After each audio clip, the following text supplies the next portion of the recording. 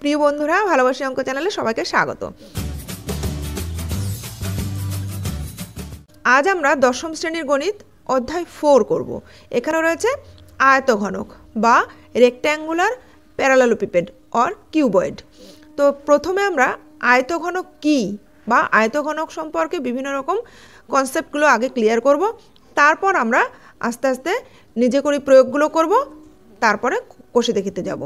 তাহলে আয়তঘনক কি দেখো, এখানে আমি একটি জ্যামিতি বক্স রেখেছি, একটি দেশলাইয়ের বাক্স রেখেছি আর একটি ইরেজার রেখেছি। প্রত্যেকটি কিন্তু এক একটি আয়তঘনক। অর্থাৎ আয়তঘনক হচ্ছে যে ঘনবস্তুর প্রতিটি তল আয়তকার। দেখো এখানে এর প্রত্যেকটা তল আয়তকার এবং এই তলটাও আয়তকার, এই তলটাও আয়তকার, দেখো এই তলটাও আয়তকার, এখানে এই তলটাও আয়তকার। প্রত্যেকটি তল আয়তকার আর বিপরীত তলগুলি পরস্পর সমান্তরালভাবে থাকে, অর্থাৎ এই তলটা এর নিচের তলের সঙ্গে সমান্তরালভাবে রয়েছে, পার্শ্ববর্তী তলটা এই পাশের তলের সঙ্গে সমান্তরালভাবে রয়েছে এবং এই পাশের তলটাও এই পাশের তলের সঙ্গে সমান্তরালভাবে রয়েছে এবং সন্নিহিত তলগুলি সমকোণে অবস্থিত। অর্থাৎ এই তলটার সঙ্গে এই পাশের তলটা সমকোণে রয়েছে, সবগুলো তলের সঙ্গে এই পাশের তলের সঙ্গে এই পাশের তল সন্নিহিত কল মানে পাশাপাশি অবস্থিত তল দুটো পরস্পর সঙ্গে সমকোণে অবস্থিত। এই ধরনের ঘনবস্তুকে বলা হয় আয়তঘনক বা সমকোণী চৌপল। অর্থাৎ সমকোণী চৌপল কাকে বলে বললে আমরা লিখব যে ঘনবস্তুর প্রতিটি তল আয়তকার, বিপরীত তলগুলি সমান্তরালে থাকে এবং সন্নিহিত তলগুলি পরস্পরের উপর লম্ব তাকেই আয়তঘনক বা সমকোণী চৌপল বলে। এখানে একটা ছবিও আমরা এঁকে নিয়েছি, দেখো A B C D E F G H, এই যে পুরো একটা আয়তঘনকের চিত্র এঁকেছি। এই আয়তঘনকের প্রত্যেকটি তল হচ্ছে আয়তকার এবং এর মোট দেখো 3টি মাত্রা আছে, অর্থাৎ দৈর্ঘ্য, প্রস্থ এবং উচ্চতা। তাহলে এই যে আয়তঘনকটা আমরা দেখাচ্ছিলাম, এখানে লম্বা দিকটা হচ্ছে দৈর্ঘ্য আর এই আরের দিকটা হচ্ছে প্রস্থ, আর এটা ভূমির সঙ্গে যে উচ্চতায় রয়েছে এটা হচ্ছে উচ্চতা, অর্থাৎ এটা হচ্ছে উচ্চতা। তাহলে এখানে আমরা এই যে চিত্রটা এঁকেছি, এখানে এ বি হবে দৈর্ঘ্য আর বিসি হলো প্রস্থ আর বিই হবে তখন উচ্চতা, অর্থাৎ 3টি মাত্রা। দেখো সমতলের উপর যদি আমরা একটা বিন্দু অঙ্কন করি, এটার দৈর্ঘ্য, প্রস্থ, উচ্চতা কিছুই নেই, তাই এর কিন্তু কোনো মাত্রা নেই। আর যদি একটা সরলরেখা অঙ্কন করি, তাহলে এই সরলরেখাটার আমরা দৈর্ঘ্য মাপতে পারবো, উচ্চতা বা প্রস্থ কিছুই মাপতে পারবো না, তাই এটি হচ্ছে একটি একমাত্রিক রেখা বা একমাত্রিক চিত্র। আর সমতলের ওপর যদি আমরা যে কোনো একটি আয়তক্ষেত্র অঙ্কন করি, বর্গক্ষেত্র অঙ্কন করি, যে কোনো ত্রিভুজ, চতুর্ভুজ, বৃত্ত যাই অঙ্কন করি, এগুলো সব হচ্ছে দুটো করে মাত্রা রয়েছে। তাহলে দৈর্ঘ্য আছে, প্রস্থ আছে, তাই এগুলো হচ্ছে যে দ্বিমাত্রিক চিত্র। কিন্তু যখন এর সঙ্গে উচ্চতা জুড়ে দেওয়া যাবে, তখনই সেটা কিন্তু আর চিত্র থাকবে না, সেটা ত্রিমাত্রিক ঘনবস্তু হয়ে যাবে। তাই আয়তঘনকও একটি ত্রিমাত্রিক ঘনবস্তু যার দৈর্ঘ্য, প্রস্থ, উচ্চতা রয়েছে। অর্থাৎ সমকোণী চৌপলের 3টি মাত্রা। তাহলে যদি বলা হয় সমকোণী চৌপলের মাত্রা সংখ্যা কত, মাত্রা 3টি। কি কি? তখন আমরা লিখব দৈর্ঘ্য, প্রস্থ ও উচ্চতা, এই 3টি মাত্রা রয়েছে। এবার হচ্ছে ওর তল সংখ্যা কটি। তল সংখ্যা দেখো, এই দেশলাইয়ের বাক্সটিকে নিয়ে আমরা আবার যদি পর্যবেক্ষণ করি, তাহলে এর ওপরের দিকে একটি তল, নিচের দিকে একটি তল, দুটো হলো। পাশে এই পাশে একটি তল, এই পাশে একটি তল, 4টে হলো। এদিকে একটি তল, এদিকে একটি তল, তাহলে 6টা। অর্থাৎ তল সংখ্যা মোট 6টি। তাহলে এখানে আমরা লিখব তল সংখ্যা 6টি। এরপরে আসছে সমকোণী চৌপলের ধার বা প্রান্তিকী সংখ্যা। ধার বা প্রান্তিকী বলতে বোঝাচ্ছে দুটি তল যে সরলরেখায় মিলিত হয়, অর্থাৎ এই যে উপরের একটি তল আর পাশের এই তলটি মিলিত হয়েছে এই সরলরেখা বরাবর, তাই এটি হচ্ছে একটি ধার বা প্রান্তিকী।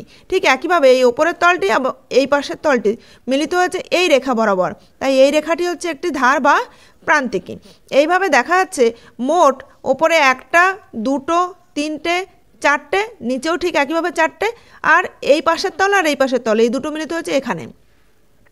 তাহলে 4 আর 4 8টা, আর এখানে একটা 9টা, এখানে একটা 10টা, এখানে একটা 11টা এবং এইখানে একটা 12টা। মোট 12টি ধার বা প্রান্তরেখা বা প্রান্তিকী থাকে। অর্থাৎ এখানে আমরা লিখব প্রান্তিকী সংখ্যা 12টি। দেখো একটি আয়তঘনক আঁকতে গেলে আমরা যে কটি রেখা সরলরেখা দ্বারা আয়তঘনকটি এঁকেছি সেটাই কিন্তু তার ধার বা প্রান্তিকী সংখ্যা। এখানে যদি আমি ছোট্ট করে আরেকবার এঁকে দেখাই, এই একটি আয়তঘনক আঁকছি, 1টা 2টো 3টে 4টে 5টা 6টা 7টা 8টা 9টি 10টি 11টি 12টি, অর্থাৎ 12টি সরল রেখাংশ দ্বারাই কিন্তু এই সমকোণী চৌপলটি অঙ্কন করা সম্ভব। তাই সমকোণী চৌপলের ধার বা প্রান্তিকী হলে আমরা এই সরল রেখাংশ গুনলেই পেয়ে যাব কটি ধার বা কটি প্রান্তিকী রয়েছে। এবার আসছি সমকোণী চৌপলের শীর্ষবিন্দুর সংখ্যা।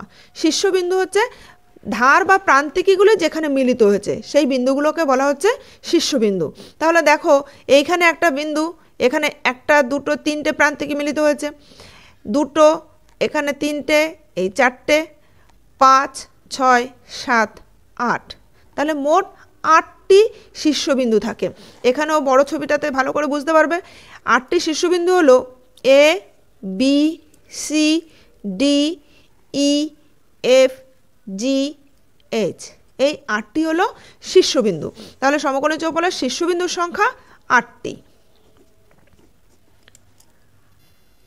আর দেখো সমকোণী চৌপলাকার বস্তুটি যার উপর দাঁড়িয়ে আছে সেটা হলো তার ভূমি। এখানে A B C D এই তলটি হচ্ছে এই সমকোণী চৌপলটির ভূমি, যেটা আমি পিঙ্ক কালার দিয়ে বুঝিয়েছি। তাহলে যে কোনো সমকোণী চৌপলাকার বস্তু যার উপর দাঁড়িয়ে আছে সেই তলটা হচ্ছে তার ভূমি। যেমন মনে করো এখানে এই ইরেজারটিকে রেখেছি আমি, ইরেজারটি যে জায়গাটার উপর দাঁড়িয়ে আছে সেটাই হচ্ছে তার ভূমি, জাস্ট এর এই নিচের সাইডে নিচের তলটা হচ্ছে এর ভূমি। এই রকম যে কোনো ঘনবস্তু, আমরা আরও অসংখ্য ঘনবস্তু মানে সমকোণী চৌপলাকার বস্তু যেমন বই, ইট, বিভিন্ন ঘর হতে পারে, বিভিন্ন রকম গিফট বক্স হতে পারে, জুতোর বাক্স, খেলনার বাক্স, এগুলো সবই হচ্ছে কিন্তু সমকোণী চৌপলাকার ঘনবস্তু বা আয়তঘনকাকার বস্তু। তো এই ধরনের বস্তুর সূত্রগুলো আগে আমরা জানবো, তারপরে এই ধরনের বস্তু সংক্রান্ত সমস্যাগুলো সমাধান করব। তাহলে প্রথমে সূত্র জানতে গেলে আমরা প্রথমে শিখব সমগ্র তলের ক্ষেত্রফল। মনে করো একটা গিফট বক্স আনা হয়েছে, তাহলে সেই বক্সটাকে রঙিন কাগজ দিয়ে মুড়তে হবে। তাহলে কতটা রঙিন কাগজ লাগবে সেটা জানতে গেলে আমাদের প্রথমে সেই ঘনবস্তুর সমগ্র তলের ক্ষেত্রফলটাকে জানতে হবে। অর্থাৎ সমগ্র তলের ক্ষেত্রফল বলতে যে মোট আমরা দেখলাম এখানে 6টা তল থাকে, তার মধ্যে প্রত্যেকটা তল আয়তাকার হলেও বিপরীত তলগুলো পরস্পর সমান থাকে। সেই বিপরীত তলগুলোর ক্ষেত্রফল কিন্তু সমান হয়, অর্থাৎ দুটো দুটো করে তল সমান থাকে, তাদের ক্ষেত্রফল সমান হয়। তাহলে এখানে দেখো সমগ্র তলের ক্ষেত্রফলের সূত্র বের করতে গেলে আমরা এই একটা সমকোণী চৌপল এঁকে নিয়েছি।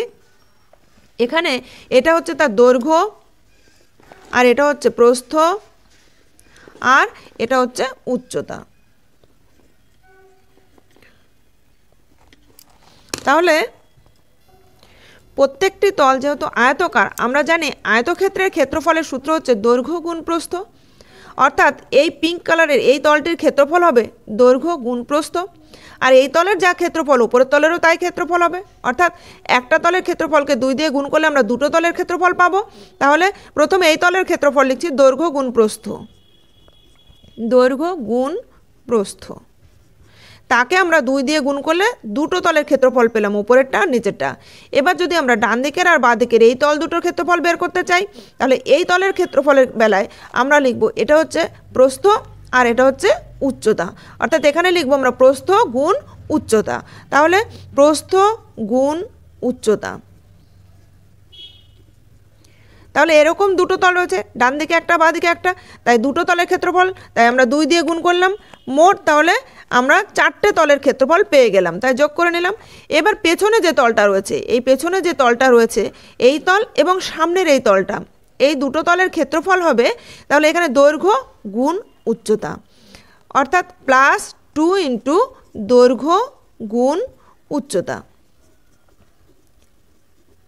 তাহলে মোট দেখো আমরা সমগ্র তলের 6টা তলেরই ক্ষেত্রফল পেয়ে গেলাম।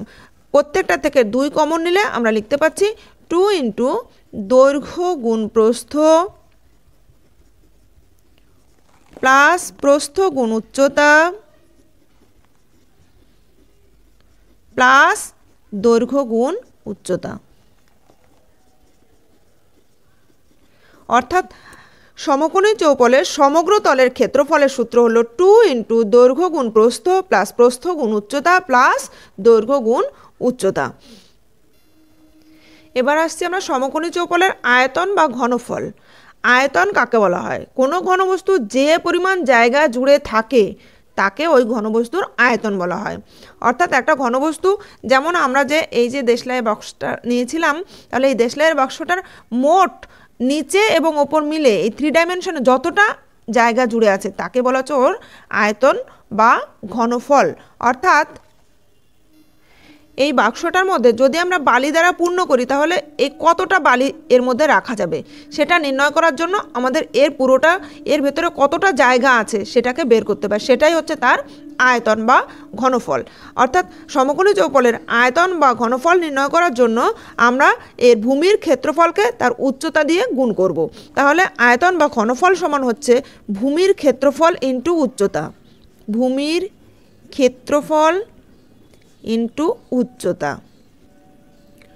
তো ভূমির ক্ষেত্রফল, ভূমি তো একটি আয়তক্ষেত্র, তার ক্ষেত্রফল আমরা জানি দৈর্ঘ্য গুণ প্রস্থ। ভূমির ক্ষেত্রফল হচ্ছে দৈর্ঘ্য গুণ প্রস্থ। তাহলে ভূমির ক্ষেত্রফল আমরা লিখছি দৈর্ঘ্য গুণ প্রস্থ, তার সঙ্গে উচ্চতা গুণ করলে তাহলে আমরা আয়তন পাবো। অর্থাৎ আয়তনের সূত্র হলো দৈর্ঘ্য গুণ প্রস্থ গুণ উচ্চতা। এই হচ্ছে সমকোণী চৌপলের আয়তন। এবার আমরা নির্ণয় করব সমকোণী চৌপলের কর্ণের দৈর্ঘ্য। দেখো, কর্ণ হলো কোনো সমকোণী চৌপলের ভূমির একটি কৌণিক বিন্দু থেকে ঠিক তার বিপরীত তলের বিপরীত দিকের শীর্ষবিন্দুর সংযোগ সরলরেখাংশ হচ্ছে কর্ণের দৈর্ঘ্য। অর্থাৎ এখানে ভূমির সির সঙ্গে যদি আমরা ই বিন্দুটি যুক্ত করি তাহলে আমরা যে দূরত্ব পাবো সেটা হচ্ছে কর্ণের দৈর্ঘ্য।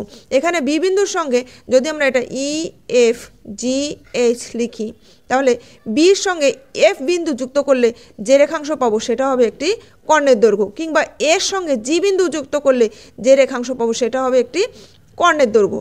যেমন মনে করো এই যে বক্সটি রয়েছে, এই বক্সের এখানে ভূমির একদম নিচের বিন্দুটার সঙ্গে এই ওপরের প্রান্তবিন্দুর মধ্যে যে রেখাংশ রয়েছে এটা হচ্ছে এর কর্ণ। অনেক সময় আমাদের প্রশ্ন আসে যে একটি আয়তঘনকাকার ঘরের মধ্যে সবচেয়ে লম্বা বা সবচেয়ে বেশি দৈর্ঘ্যের যে দণ্ডটি রাখা যাবে তার দৈর্ঘ্য নির্ণয় করো। তখন কিন্তু আমরা এই কর্ণের দৈর্ঘ্য নির্ণয় করব, কারণ এটি হচ্ছে সবচেয়ে, এই বক্সটার মধ্যে এটাই হচ্ছে সবথেকে দীর্ঘ লাঠি রাখা যাবে। এর থেকে দেখো অন্য কোনোভাবে এত বড় লাঠিটাকে আর রাখা যাবে না, তাই এটাই হচ্ছে কর্ণের দৈর্ঘ্য। এই চিত্রটিতে আমরা ইসির দৈর্ঘ্য বের করব। ইসির দৈর্ঘ্য হচ্ছে কর্ণের দৈর্ঘ্য। সেটা বের করার জন্য প্রথমে দেখো ত্রিভুজ এ বি সি, এটাও একটি সমকোণী ত্রিভুজ যার বিকোণ হচ্ছে সমকোণ আর এসি হলো অতিভুজের দৈর্ঘ্য। তাহলে ত্রিভুজ এ বি সি থেকে আমরা পাচ্ছি ত্রিভুজ এ বি সি এর সমকোণী ত্রিভুজ এ বি সি এর ক্ষেত্রে আমরা দেখতে পাচ্ছি অতিভুজ হচ্ছে এসি। তাহলে আমরা লিখতে পারি এসি স্কোয়ার সমান হচ্ছে লম্ব স্কোয়ার প্লাস ভূমি স্কোয়ার, অর্থাৎ AB square plus BC square. আবার একইভাবে এ ই সি এই ত্রিভুজের ক্ষেত্রে এটা হচ্ছে সমকোণ, তাহলে ইসি হবে অতিভুজ। তাহলে আমরা পিথাগোরাসের উপপাদ্য অনুসারে জানি অতিভুজ স্কোয়ার সমান লম্ব স্কোয়ার প্লাস ভূমি স্কোয়ার। সেই হিসাবে আমরা লিখব আবার সমকোণী ত্রিভুজ এ ই সি এর ক্ষেত্রে আমরা লিখতে পারি ই সি স্কোয়ার সমান হচ্ছে A E square plus A C square. তাহলে এখানে আমরা দেখতে পাচ্ছি এসি স্কোয়ার রয়েছে, এখানে এসি স্কোয়ারের জায়গায় যদি আমরা এটা লিখে দিই তাহলে লিখব এ স্কোয়ার প্লাস এসির পরিবর্তে আমরা লিখব A B square plus BC square. অর্থাৎ আমরা দেখতে পাচ্ছি ই সি স্কোয়ার সমান হচ্ছে A E square plus A B square plus B C square. এখন দেখো এখানে বিসি হলো দৈর্ঘ্য, এবি হলো প্রস্থ, এই হলো উচ্চতা। তাহলে আমরা দেখতে পাচ্ছি এই হচ্ছে উচ্চতা, অর্থাৎ আর ইসি হচ্ছে কর্ণ। তাহলে লিখতে পারছি আমরা কর্ণ স্কোয়ার সমান হচ্ছে উচ্চতা স্কোয়ার প্লাস এবি হলো প্রস্থ, তাহলে প্রস্থ স্কোয়ার প্লাস বিসি হচ্ছে দৈর্ঘ্য, তাহলে দৈর্ঘ্য স্কোয়ার। অর্থাৎ কর্ণের স্কোয়ার সমান দৈর্ঘ্য স্কোয়ার প্লাস প্রস্থ স্কোয়ার প্লাস উচ্চতা স্কোয়ার। তাহলে কর্ণ সমান হবে, সুতরাং কর্ণ সমান রুট ওভার একবার একটু সাজিয়ে লিখলে আমরা এইভাবে লিখছি দৈর্ঘ্য স্কোয়ার প্লাস প্রস্থ স্কোয়ার প্লাস উচ্চতা স্কোয়ার। এটা হচ্ছে কর্ণের দৈর্ঘ্যের সূত্র। তাহলে সমকোণী চৌপলের কর্ণের দৈর্ঘ্য সমান হচ্ছে আমরা লিখব রুট ওভার দৈর্ঘ্য স্কোয়ার প্লাস প্রস্থ স্কোয়ার প্লাস উচ্চতা স্কোয়ার। সেটা কিভাবে এলো এটা এখানে দেখানো হলো।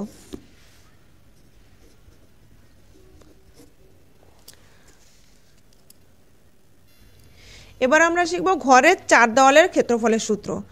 ঘরের চার দেওয়াল, দেখো অনেক সময় ঘর রং করতে গেলে কতটুকু রং কিনতে হবে সেটা জানতে গেলে আমাদের ঘরের ক্ষেত্রফল জানার প্রয়োজন হয় বা দেওয়ালের ক্ষেত্রফল জানার প্রয়োজন হয়। সেক্ষেত্রে আমরা ঘরের চার দেওয়ালের ক্ষেত্রফলের সূত্র জানলেই আমরা ঘরের চার দেওয়ালের ক্ষেত্রফল নির্ণয় করতে পারবো। তো ঘরে যে চারটে দেওয়াল থাকে, দেখো এরকম একটি যদি ঘরের এই একটি দেওয়াল, এই একটি দেওয়াল, এই পাশে একটি দেওয়াল, এই পাশে একটি দেওয়াল, এরকম চারটে দেওয়াল থাকে। তো এই পাশে দুটো দেওয়াল লম্বা যেগুলো, সেগুলোকে আমরা দৈর্ঘ্য বরাবর দেওয়াল বলছি। এটা হচ্ছে দৈর্ঘ্য আর এটা হচ্ছে তার উচ্চতা। আর এই পাশেরটাকে যদি আমরা প্রস্থ বরাবর দেওয়াল বলি তাহলে এটা হচ্ছে প্রস্থ আর এটা হচ্ছে উচ্চতা। তো এই দেওয়ালের যা ক্ষেত্রফল হবে প্রস্থ বরাবর এই দেওয়ালেরও একই ক্ষেত্রফল হবে। আবার এখানে দৈর্ঘ্য বরাবর যে ক্ষেত্রফল হবে এই দেওয়ালেরও কিন্তু একই ক্ষেত্রফল হবে। অর্থাৎ আমরা এই দেওয়ালের ক্ষেত্রফলকে 2 দিয়ে গুণ করব এবং এই দেওয়ালের ক্ষেত্রফলকে 2 দিয়ে গুণ করে দুটোকে যোগ করলে আমরা 4 দেওয়ালের ক্ষেত্রফল পেয়ে যাব। তাহলে দৈর্ঘ্য বরাবর দেওয়ালের ক্ষেত্রফল হবে দৈর্ঘ্য ইন্টু উচ্চতা, অর্থাৎ 4 দেওয়ালের ক্ষেত্রফল হবে দৈর্ঘ্য ইন্টু উচ্চতা। এরকম দুটো দেওয়াল আছে তাই 2 দিয়ে গুণ করলাম, প্লাস প্রস্থ বরাবর দেওয়ালের ক্ষেত্রফল হবে প্রস্থ ইন্টু উচ্চতা, প্রস্থ ইন্টু উচ্চতা। তাহলে এরকম দুটো দেওয়াল আছে তাই 2 দিয়ে গুণ করলাম। এবার এই দুটোকে যোগ করে দিলে মোট আমরা 4 দেওয়ালের ক্ষেত্রফল পেয়ে গেলাম। এখান থেকে দেখো 2 ইন্টু উচ্চতা কমন নিলে আমরা লিখতে পাচ্ছি 2 ইন্টু উচ্চতা কমন নিলে আমরা লিখতে পাচ্ছি দৈর্ঘ্য যোগ প্রস্থ, দৈর্ঘ্য যোগ প্রস্থ। এখন আমরা পরিসীমার সূত্র জানি 2 ইন্টু দৈর্ঘ্য যোগ প্রস্থ, তাই এখানে আমরা লিখতে পারি পরিসীমা বা ভূমির পরিসীমা, ভূমির পরিসীমা, পরিসীমা ইন্টু উচ্চতা, ইন্টু উচ্চতা। অর্থাৎ ঘরের 4 দেওয়ালের ক্ষেত্রফল হলো ভূমির পরিসীমা ইন্টু উচ্চতা, বা আমরা লিখতে পারি 2 ইন্টু উচ্চতা ইন্টু দৈর্ঘ্য প্লাস প্রস্থ। এই হলো ঘরের 4 দেওয়ালের ক্ষেত্রফল। এখন দেখো এইটা কি আমরা সবাই জানি, এটা হচ্ছে লুডোর ছক্কা। তো এই যে লুডোর ছক্কা এর কিন্তু দৈর্ঘ্য প্রস্থ এবং উচ্চতা সবগুলি সমান। তাহলে যে আয়তঘনকাকার বস্তুর দৈর্ঘ্য প্রস্থ এবং উচ্চতা সব সমান তাকে বলা হয় ঘনক। এখানে দেখো যে চিত্রটি আমি এঁকেছি এটি একটি ঘনক। এর প্রত্যেকটা বাহুর দৈর্ঘ্য, এখানে এটা দৈর্ঘ্য প্রস্থ উচ্চতা তিনটেই সমান, তাই এটি হচ্ছে একটি ঘনক। অর্থাৎ ঘনক কাকে বলে বললে আমরা বলবো যে আয়তঘনের দৈর্ঘ্য প্রস্থ ও উচ্চতা সমান তাকেই বলা হয় ঘনক। তাহলে একইভাবে আমরা আয়তঘনকের মতো করে ঘনকের সূত্রগুলোও লিখে ফেলবো। একই রকম ঘনকের ক্ষেত্রেও তাহলে 6টি তল থাকে, 6টি তলই বর্গাকার তল এখানে। আর এর ক্ষেত্রেও 8টি শীর্ষবিন্দু থাকে, 12টি প্রান্তিকী বা ধার থাকে, প্রত্যেকটা সমান, ধারগুলো প্রত্যেকটা সমান হবে। এবার তাহলে এর সমগ্র তলের ক্ষেত্রফল, আয়তঘনের সমগ্র তলের ক্ষেত্রফল ছিল দৈর্ঘ্য গুণ প্রস্থ প্লাস প্রস্থ গুণ উচ্চতা প্লাস উচ্চতা গুণ দৈর্ঘ্য। এক্ষেত্রে যেহেতু সবগুলোই সমান তাহলে আমরা লিখতে পারি বাহু গুণ বাহু। প্রত্যেকটাকে যদি আমরা বাহু মনে করি, বাহু, এটাও একটি বাহু আর এটাও একটি বাহু, তাহলে আমরা সমগ্র তলের ক্ষেত্রফল লিখতে পারি বাহু গুণ বাহু। অ্যাকচুয়ালি এক একটা বাহুর এক একটা তলের ক্ষেত্রফল হবে বাহু গুণ বাহু, কারণ প্রত্যেকটাই হচ্ছে বর্গাকার তল। তো প্রত্যেকটা তলের ক্ষেত্রফল হবে বাহু স্কোয়ার। এরকম 6টা তল আছে তাই 6 ইন্টু বাহু আমরা লিখে দিতে পারি 6 ইন্টু বাহু বা 6 বাহু স্কোয়ার। এটাই হচ্ছে সমগ্র তলের ক্ষেত্রফলের সূত্র। আর ঘনকের কর্ণের দৈর্ঘ্য হবে, তাহলে আয়তঘনের মতনই এখানে আয়তঘনের কর্ণের দৈর্ঘ্য আমরা পেয়েছিলাম রুট ওভার দৈর্ঘ্য স্কোয়ার প্লাস প্রস্থ স্কোয়ার প্লাস উচ্চতা স্কোয়ার। এখানে আমরা লিখব বাহু স্কোয়ার প্লাস বাহু স্কোয়ার প্লাস বাহু স্কোয়ার। তাহলে √3 বাহু স্কোয়ার পেলাম আমরা। তাহলে √3 ইন্টু বাহু স্কোয়ার, বাহু স্কোয়ার থেকে একটা বাহু বাইরে আসবে, তাহলে আমরা লিখতে পারি √3 ইন্টু বাহু। এটাই হচ্ছে ঘনকের কর্ণের দৈর্ঘ্য। আর ঘনকের আয়তনের সূত্র কী হবে? তাহলে আয়তঘনকের আয়তন ছিল দৈর্ঘ্য ইন্টু প্রস্থ ইন্টু উচ্চতা। এখানে তাহলে হবে বাহু ইন্টু বাহু ইন্টু বাহু, অর্থাৎ বাহু কিউব। তাহলে এখানে হবে বাহু ইন্টু বাহু ইন্টু বাহু সমান হচ্ছে বাহু কিউব। তাহলে এই যে আমরা ক্ষেত্রফল, দৈর্ঘ্য, আয়তন এগুলো সব সূত্রগুলো নির্ণয় করলাম, এর কিন্তু প্রত্যেকটার একক লিখতে হবে। কারণ পরিমিতির মধ্যে যে কোনো পরিমাপ করতে গেলে তার একটা নির্দিষ্ট একক থাকে। তাহলে দৈর্ঘ্যের একক সবসময় আমরা লিখব মিটার বা সেন্টিমিটার, যাই লিখি একটা একক লিখব, এবং সেটাকে যখন 2 বার গুণ করা হবে, অর্থাৎ ক্ষেত্রফলের বেলায় স্কোয়ার যখন হচ্ছে তখন আমরা বর্গ একক লিখব। কর্ণের দৈর্ঘ্য, এটা শুধু দৈর্ঘ্য, তাহলে এখানে শুধু একক হবে। আবার আয়তনের বেলায় যেহেতু 3 বার গুণ হচ্ছে, তাই এখানে হবে ঘন একক। অর্থাৎ ঘনকের বাহুর দৈর্ঘ্য যদি আমরা ধরে নিই a একক, তাহলে তার ক্ষেত্রফল হবে 6a² বর্গ একক। কর্ণের দৈর্ঘ্য হবে √3 ইন্টু a একক। আয়তন হবে a³ ঘন একক। তাহলে সবগুলো সূত্র আমরা শিখে নিয়েছি। এবার আমরা নিজে করির প্রয়োগগুলো করতে করতে এই সূত্রগুলোকেই প্রয়োগ করা শিখব। তাহলে প্রথম দেখো, নিজে করির অঙ্ক রয়েছে প্রয়োগ 2-তে। যে আয়তঘনাকার বাক্সের দৈর্ঘ্য 15 সেমি, প্রস্থ 12 সেমি এবং উচ্চতা 20 সেমি, তার সমগ্র তলের ক্ষেত্রফল হিসাব করে লিখি। তাহলে সমগ্র তলের ক্ষেত্রফলের সূত্র আমরা জানি, সেই সূত্রে প্রয়োগ করে এখানে দৈর্ঘ্য, প্রস্থ, উচ্চতা দেওয়া আছে। আমরা লিখব এই আয়তঘনাকার বাক্সের সমগ্র তলের ক্ষেত্রফল হবে 2 ইন্টু দৈর্ঘ্য গুণ প্রস্থ, দৈর্ঘ্য হচ্ছে 15 গুণ প্রস্থ হচ্ছে 12, প্লাস প্রস্থ গুণ উচ্চতা, তাহলে 12 গুণ 20, প্লাস উচ্চতা ইন্টু দৈর্ঘ্য, তাহলে 20 গুণ 15। এত, যেহেতু এগুলো সব সেন্টিমিটারে আছে, তাহলে বর্গ সেন্টিমিটার, বর্গ সেমি সমান 2 ইন্টু, এখানে গুণ করছি 15 2 30 0, হাতে থাকে 3, 15কে 15 আর 3 18, প্লাস 12 দুগুণ 24 240, প্লাস 15 দুগুণ 30 300, এত বর্গ সেমি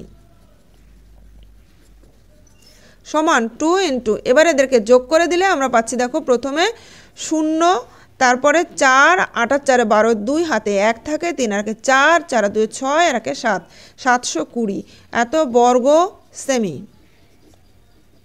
সমান 200 2 2 4 7 2 14, 1440 বর্গ সেমি। এটাই উত্তর। পরবর্তী নিজে করি অঙ্ক রয়েছে প্রয়োগ 4-এ। যে ঘনকের একটি বাহুর দৈর্ঘ্য 12 সেমি, সেই ঘনকটির চারপাশ রঙিন কাগজ দিয়ে মুড়তে কত বর্গ সেমি রঙিন কাগজ লাগবে হিসাব করে লিখি। তাহলে রঙিন কাগজ দিয়ে মুড়বে মানে তার চারিপাশের ক্ষেত্রফলটা দরকার, অর্থাৎ সমগ্র তলের ক্ষেত্রফলটা দরকার। তাহলে ঘনকের একটি বাহুর দৈর্ঘ্য দেওয়া আছে, আমরা সমগ্র তলের ক্ষেত্রফল নির্ণয় করব। তাহলে ঘনকের সমগ্র তলের ক্ষেত্রফল হবে 6 ইন্টু বাহু স্কোয়ার, তাহলে 6 ইন্টু 12 তার হোল স্কোয়ার, এত বর্গ সেমি সমান হচ্ছে 6 ইন্টু 12 12 144 বর্গ সেমি সমান 6 দিয়ে গুণ করলে 4 6 24 4 হাতে 2, 4 6 24 আর 2 26 6 হাতে থাকে 2, 6 কে 6 আর 2 8, 864 বর্গ সেমি। এটাই উত্তর। তাহলে আমরা উত্তর লিখে দেব। সুতরাং ঘনকটির চারপাশ রঙিন কাগজ দিয়ে মুড়তে, ঘনকটির চারপাশ রঙিন কাগজ দিয়ে মুড়তে, কাগজ দিয়ে মুড়তে 864 বর্গ সেমি রঙিন কাগজ লাগবে, রঙিন কাগজ লাগবে। এটাই উত্তর। প্রয়োগ 7-এর অঙ্ক দেখো, যদি একটি ঘনকের সমগ্র তলের ক্ষেত্রফল 486 বর্গমিটার হয়, তবে ওই ঘনকের একটি বাহুর দৈর্ঘ্য কত হবে হিসাব করে লিখি। তাহলে প্রথমে আমরা ধরি ঘনকটির একটি বাহুর দৈর্ঘ্য দৈর্ঘ্য এ একক। সুতরাং সমগ্রতলের ক্ষেত্রফল হবে ঘনকটির সমগ্রতলের ক্ষেত্রফল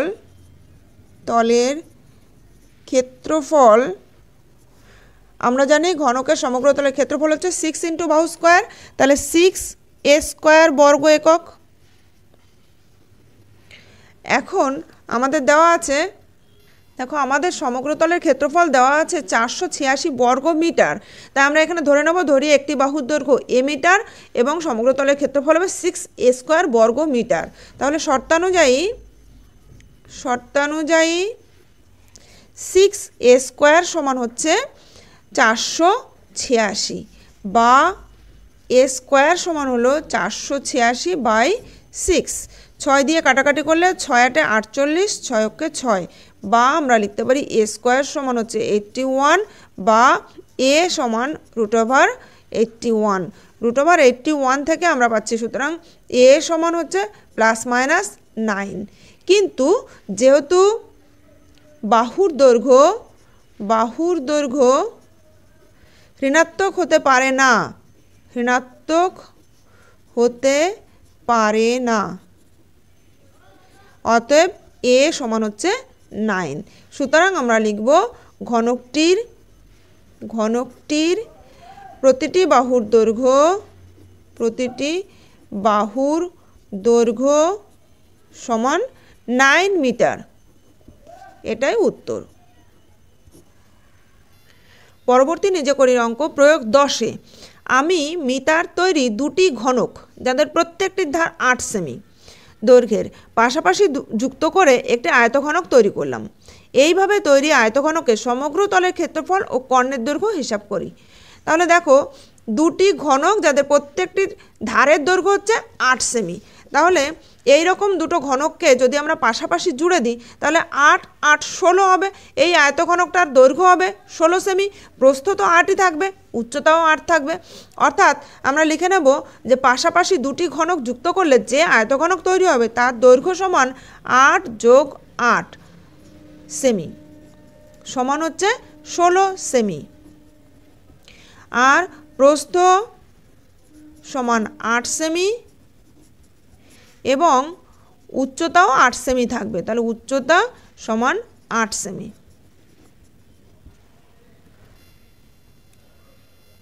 তাহলে সমগ্র তলের ক্ষেত্রফল হবে, সুতরাং আয়তঘনকটির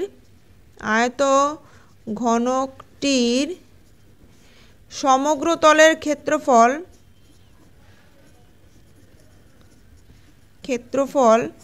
সমান 2 × দৈর্ঘ্য গুণ প্রস্থ, অর্থাৎ 16 × 8 যোগ প্রস্থ গুণ উচ্চতা 8 × 8 যোগ উচ্চতা গুণ দৈর্ঘ্য 8 × 16 এত বর্গ সেমি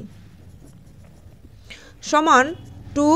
8 দিয়ে 16কে গুণ করলে 6 × 8 = 48, হাতে থাকে 4, 8 × 8 = 12, 128 যোগ 8 × 8 = 64 যোগ 8 × 16 128 এত বর্গ সেমি যোগ 2 × এদেরকে এবার যোগ করলে দেখো 8 × 4 = 12, 12 আর 8 = 20, 0 হাতে থাকে 2, 2 × 2 = 4, 6 × 4 = 10, 10 আর 2 = 12, 2 হাতে থাকে 1, 1 এর 2 এর 3 এত বর্গ সেমি সমান 2 দিয়ে গুণ করলে 2 0 0, 2 2 4, 3 2 6, 640 বর্গ সেমি।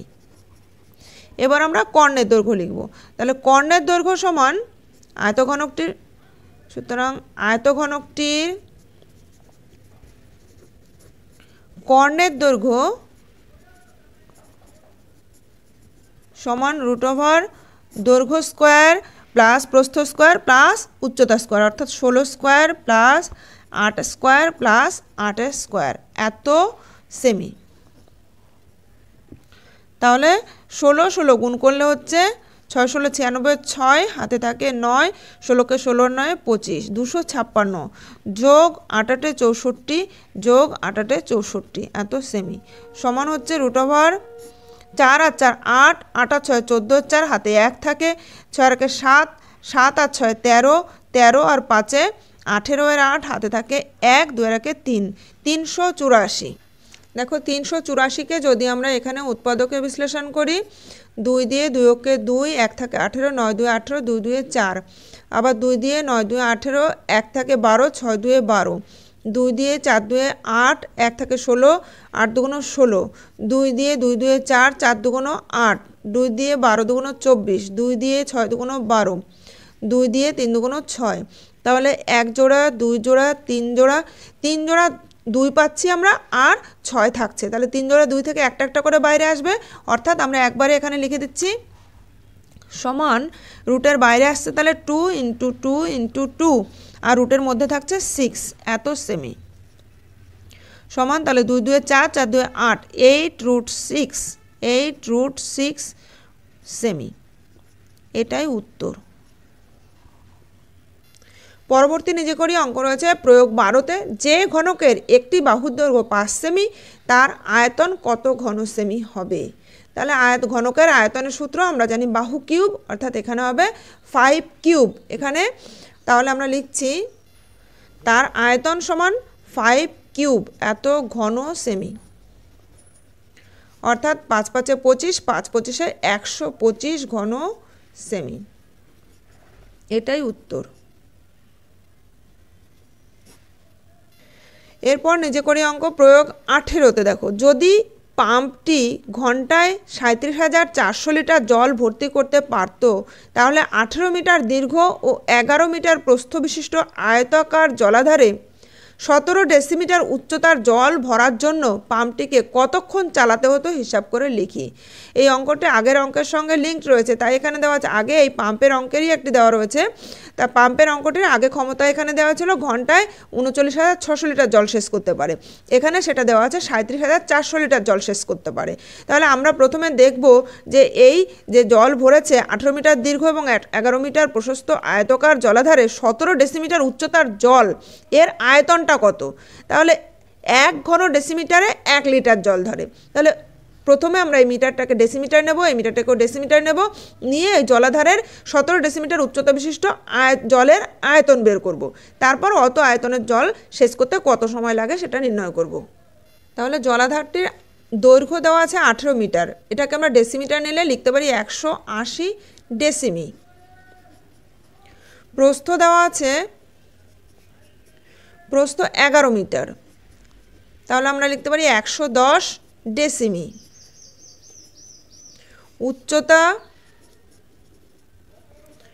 উচ্চতা দেওয়া আছে 17 ডেসিমিটার। সুতরাং ওই জলাধারে 17 ডেসিমিটার উচ্চতা বিশিষ্ট জলের আয়তন, মোট জলের আয়তন তাহলে দৈর্ঘ্য গুণ প্রস্থ গুণ উচ্চতা, অর্থাৎ 180 গুণ 110 গুণ 17, এত ঘন ডেসিমি। তাহলে আমরা দেখছি 37,400 লিটার জল ভর্তি করে 1 ঘন্টায়, তাহলে এই এত ঘন ডেসিমিটারে জলের আয়তন হবে এত লিটার, অর্থাৎ আমরা লিখব সমান 180 গুণ 110 গুণ 17 লিটার। তাহলে সুতরাং 37,400 লিটার জল সেচ করে 1 ঘন্টায়, 1 লিটার জল সেচ করবে 1/37400 ঘন্টায়, আর 180 গুণ 110 গুণ 17 লিটার জল সেচ করবে বেশি ঘন্টায়, তাই গুণ হবে, অর্থাৎ 1 গুণ 180 গুণ 110 গুণ 17 বাই হচ্ছে 37400 এত ঘন্টায়। কাটাকাটি করছি, দেখো 0 0 কেটে গেল, এই 0 0 কেটে গেল, এখানে 11 দিয়ে কাটলে 3 11 33, 4 থেকে 44, 4 11 44, 17 দুগুণ 34, 2 দিয়ে 9 দুগুণ 18, তাহলে 9 ঘন্টায় সমান হচ্ছে 9 ঘন্টায়। তাহলে আমরা উত্তর লিখব, সুতরাং পাম্পটিকে 9 ঘন্টা চালাতে হবে, 9 ঘন্টা চালাতে হবে এটাই উত্তর। তাহলে নিজে করি সব অঙ্কগুলো আমাদের শেষ হলো। এর পরের ভিডিওতে আমরা কোষে দেখি 4 শুরু করব। তো কোষে দেখি 4-এর অঙ্কগুলো দেখার জন্য যারা এখনও আমার চ্যানেলটিকে সাবস্ক্রাইব করেনি তারা অবশ্যই চ্যানেলটিকে সাবস্ক্রাইব করে নিও এবং পাশে থাকা বেল আইকনটিকে প্রেস করে দিও, যাতে আমি ভিডিও আপলোড করার সঙ্গে সঙ্গেই তোমাদের কাছে নোটিফিকেশান পৌঁছে যায়। এবং ভালো লাগলে লাইক, শেয়ার ও কমেন্ট করে জানিও।